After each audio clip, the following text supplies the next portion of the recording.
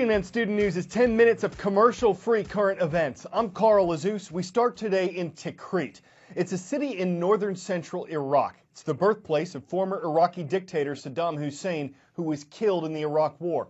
It was one scene of fighting in the Iraq War, and now it's a battlefield once again, this time between Iraqi forces and the ISIS terrorist group. ISIS took over the city last June.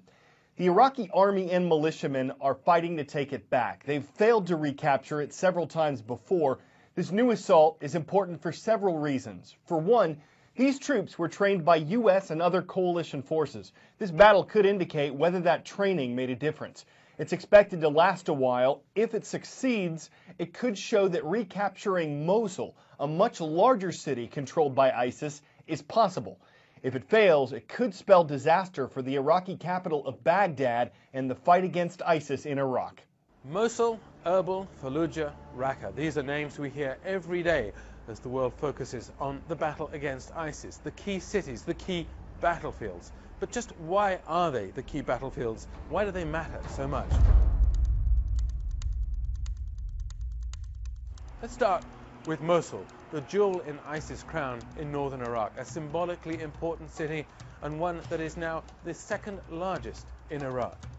Last July, ISIS leader Abu Bakr al-Baghdadi appeared at the city's Grand Mosque to declare his caliphate, and ISIS has begun building fortifications around the city. The big question is when an offensive to retake Mosul might begin. Kurdish Peshmerga forces have sealed off all but the southern exits, and the Iraqi Prime Minister promises that there will be an operation to retake Mosul. But just when? It seems, according to most analysts in this region, still months away. To the west, in Iraq's Anbar province, ISIS appears to be in better shape, and it's the Iraqi security forces who've lost ground. The cities of Ramadi and Fallujah, both under ISIS control, are key battlegrounds if the Iraqi government is to relieve the pressure on the capital and persuade the Sunni tribes in this area that it will come to their aid. The Syrian battlefield is much more complex, and there are signs that ISIS is trying to reassess its priorities in the face of intensive coalition airstrikes. Elsewhere in Syria, ISIS appears to be reassessing its priorities, perhaps pulling out of certain areas of the northwest and northeast where it's under pressure. And it may well be reprioritizing in Damascus, where there's every chance that a complex battlefield will emerge in the coming months, pitting different rebel groups against each other and against the regime. From the Midwest to the West, it's time to go west on the roll call. The Buckeye State is up first. Peebles High School is in Peebles, Ohio. Its mascot is the Indians. Great to see you.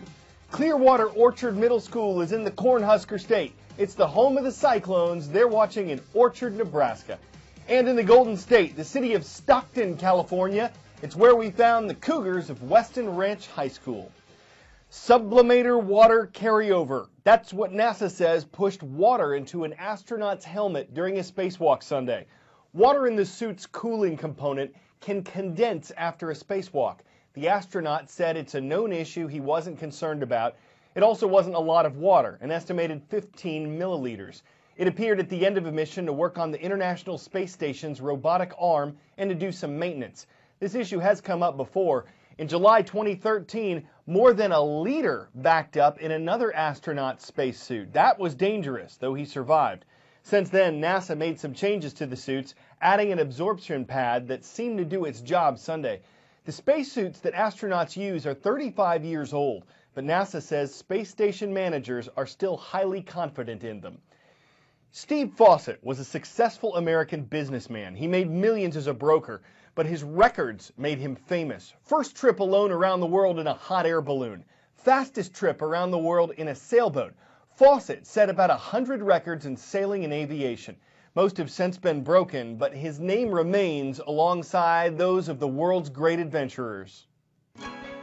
In the spirit of Amelia Earhart, who tried and tragically failed to circle the globe, and Charles Lindbergh, the first solo pilot to cross the Atlantic, Steve Fawcett made aviation history 10 years ago when he became the first to fly a plane alone, non-stop without refueling, around the world.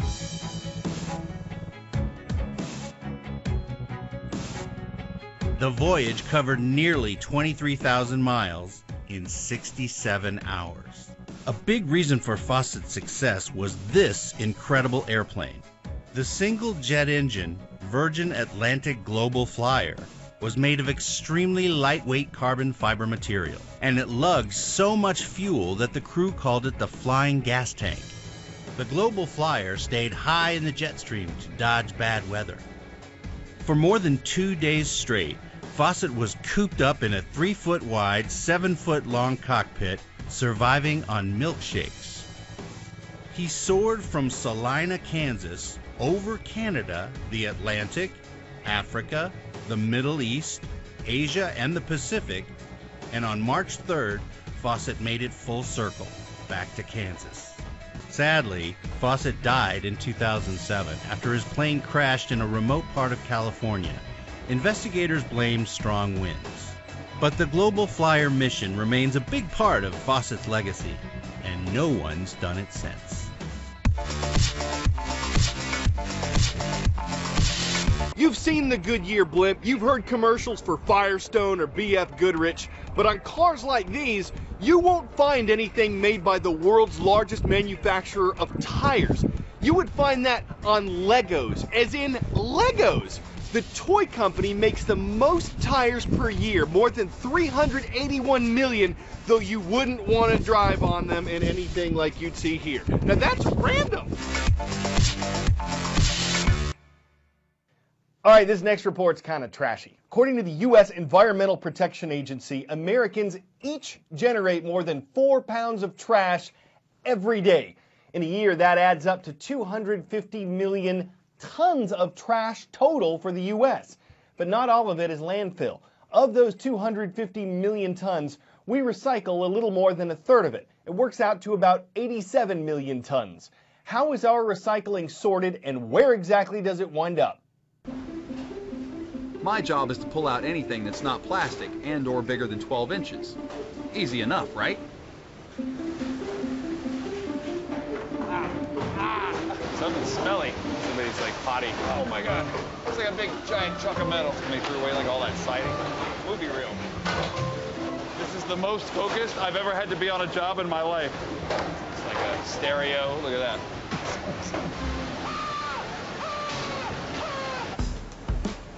After the men and women, much more coordinated than me, finish with the sorting process, the separate materials are compacted and prepared for shipment to the market. Then they're reprocessed into new products. But not all materials can be recycled equally. Glass will go on to make many things, as it's 100% recyclable and can be reprocessed forever. Your humble soda can may live on in some surprising places, or even just as another can, in which case it could be back on the store shelves in 60 days, ready for a lifetime of recycling. Paper only has an average of 5 to 7 lives, but while it's alive, man is it versatile. And then there's plastic. If it's recyclable at all, it really only has one other useful life, and then, more often than not, it gets downcycled to another plastic product that will ultimately end up in a landfill. The Black Ant is a restaurant whose food's been described as ant-believable. It's not just a pun on the name. It's because the menu includes ants and worms and grasshoppers on purpose. And while you think that'd be pretty cheap because they're bugs, some of the worms that worm their way into these dishes run $200 a pound. That's more than steak. They have other foods too, like shrimp and fish. Their Black Ant guacamole runs $12. But I've heard it's head, thorax, and abdomen above the rest, y'all. Where does this stop? Garden slug salad, chili con carpet beetle, spider rolls, sandfly pie? Would you care to order the pâté de foie grasshopper? Gives a whole new meaning to let's grab some grubs and could leave your budget a little appetite. I'm Carl Azus, and I hope you're not on the way to lunch.